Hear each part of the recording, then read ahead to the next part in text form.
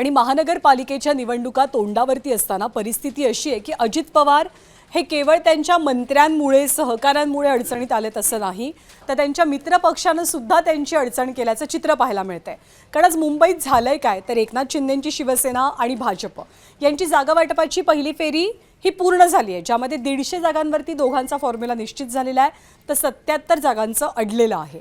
त्यामुळे अजितदादा या बैठकीत कुठेच नाहीत। अजितदादांची राष्ट्रवादी या सगळ्या चर्चेपासून दूर आहे आणि त्याला कारण काय आहे तर नवाब मलिकांकडे अजित पवारांनी मुंबईच्या एक प्रकारे निवडणुकांची सर्व जबाबदारी दिली आहे। पण जर नवाब मलिक सोबत असतील तर अजितदादांच्या राष्ट्रवादीसोबत युती नाही, ही भूमिका भाजप पाठोपाठ शिवसेनेनं सुद्धा घेतली।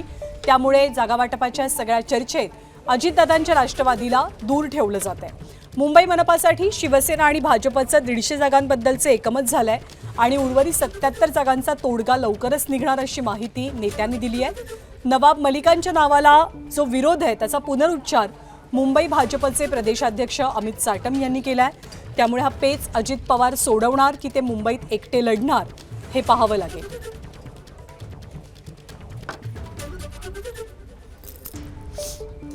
तर मुंबईतली जागा वाटपाची बैठक दोनच पक्षांमध्ये पार पडली महायुतीतल्या, ती म्हणजे भाजप आणि शिंदेंची शिवसेना। या बैठकीनंतर अमित साटम यांनी भाजपच्या वतीनं आणि उदय सामंतांनी शिवसेनेच्या वतीनं काय प्रतिक्रिया दिली ती आपण पाहूया। मुंबई महानगरपालिकेच्या 227 वॉर्डांपैकी 150 जागांवरती आमचं एकमत झालेलं आहे। उर्वरित जागांची चर्चा ही सुरू आहे। पुढच्या 2 दिवसामध्ये उर्वरित जागांवरतीही आम्ही चर्चा करू आणि या ठिकाणी युतीची घोषणा होईल। म्हणजे युती झालेलीच आहे, फक्त या संदर्भामध्ये जागांची जी चर्चा आहे ती 150 जागांच्या संदर्भामध्ये आमचं एकमत हे झालेलं आहे। ज्या पद्धतीनं मुंबईकरांना आवश्यक असलेलं चांगलं प्रशासन हे मुंबई महानगरपालिकेमध्ये देणं, त्याच्यामुळं त्यांनी जे सांगितलं की 150 ठिकाणी आमचं एकमत झालेलं आहे। 77 जागा ह्या अनिर्णित राहिलेल्या आहेत, त्याच्यावर देखील उद्या परवामध्ये चर्चा होईल। परंतु जागा किती कोण लढतं याच्यापेक्षा आम्ही महायुतीनं पुढे जातोय, म्हणजे शिवसेना, भाजप, RPI। त्याच्यामुळे ती महायुती अतिशय चांगल्या पद्धतीनं कॉन्क्रीट असली पाहिजे, ही आमची सगळ्यांची भूमिका आहे।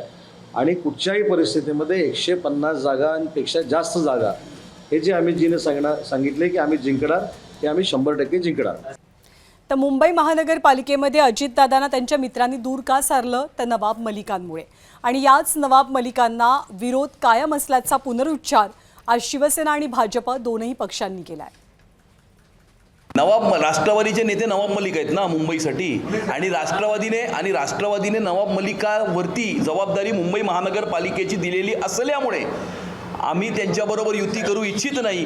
उद्या जर राष्ट्रवादीने आपली भूमिका बदलली आणि नवाब मलिक सोडून जर दुसऱ्या कुठल्या नेत्यावरती मुंबईची जबाबदारी टाकली तर त्यांचं स्वागत आहे।